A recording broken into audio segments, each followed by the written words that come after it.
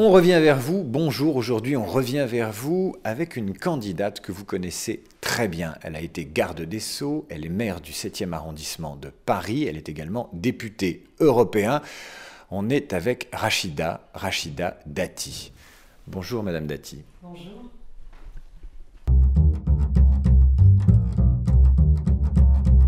Donc, mon premier entretien d'embauche, qui n'était pas un entretien, je devais avoir 16 ans et demi. J'ai en fait débarqué dans le bureau d'un directeur de clinique, la clinique Sainte-Marie. Le directeur est toujours en vie d'ailleurs.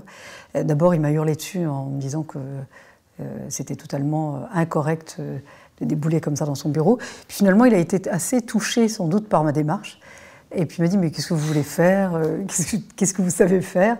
Moi, je dis « écoutez, je sais tout faire et j'aimerais juste travailler. » J'avais dit « écoutez, moi, je veux bien être ce qu'on appelait les femmes de service dans cette clinique. » Puis, au bout de 10 minutes de conversation, il m'a dit « mais je crois que vous méritez un peu mieux que ça. » Et il m'a formée au métier d'aide-soignante. Grâce à lui, je suis devenue aide-soignante pendant 5 ans.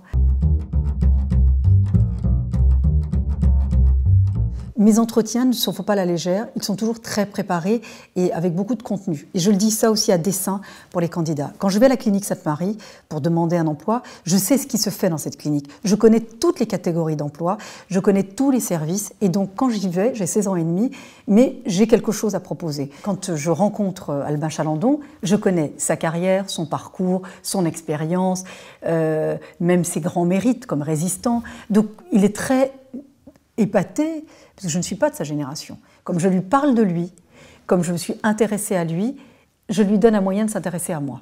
Et ça, c'est effectivement aussi un moyen, je pense, d'intéresser un recruteur. Et avec Sarkozy, comment ça s'est passé? C'est que j'étais magistrat, j'étais plus âgée, j'avais une plus grande expérience, ma vie était installée, le réseau dont vous parlez était fait. Et à la fois, j'avais la même curiosité, la même envie, je dirais même la même fraîcheur que pour mon premier entretien quand j'avais 16 ans et demi. Et donc, je lui ai parlé de lui. Et c'est vrai que je l'ai peu laissé parler parce que j'attendais qu'il ait... Je voulais voir sur son visage une première réaction positive en se disant « Tiens, elle peut peut-être m'intéresser ».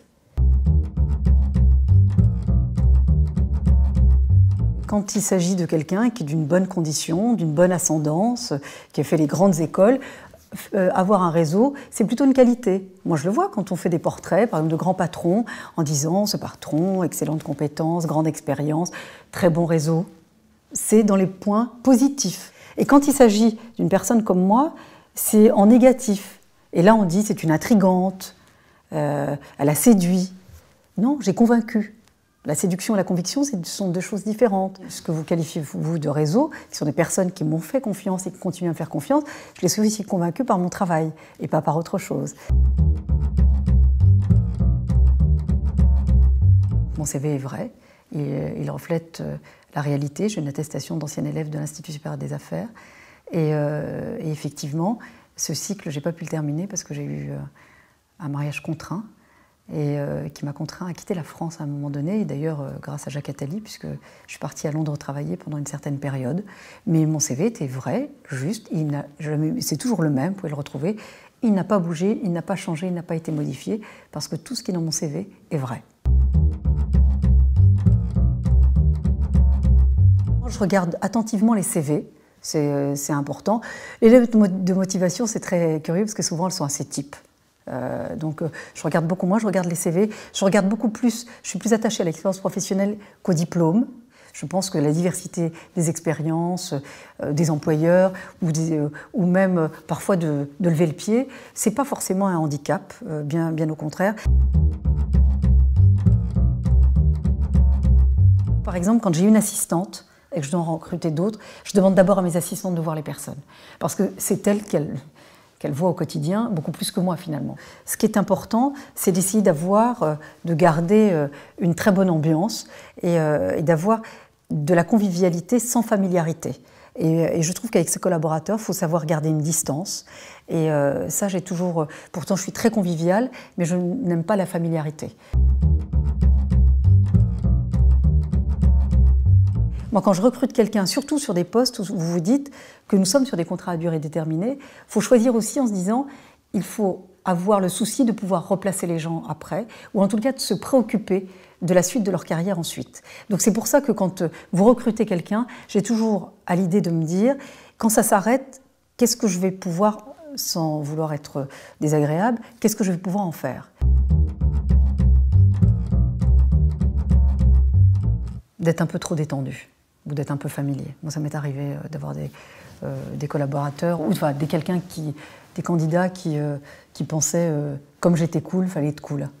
Et en fait, je ne suis pas cool du tout.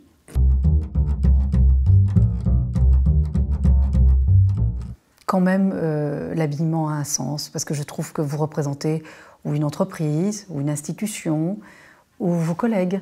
Lorsque j'étais magistrat, moi, je trouvais que c'était important d'être bien habillé vis-à-vis des justiciables, ou en tout cas de porter ma robe de magistrate lorsque j'étais en audience, que certains, effectivement, ne la portent pas. Je trouve que c'est le symbole, le synonyme de l'autorité. Quand je dis correctement, on peut y mettre un jugement de valeur, c'est pas un jugement de valeur, mais d'avoir les fameux basiques lors d'un entretien. C'est le minimum qu'on puisse avoir. En tous les cas, moi, je trouve que c'est un minimum de respect qu'on peut avoir vis-à-vis de son interlocuteur, ou vis-à-vis de l'institution, ou de l'entreprise, ou de l'organisme qu'on souhaite intégrer.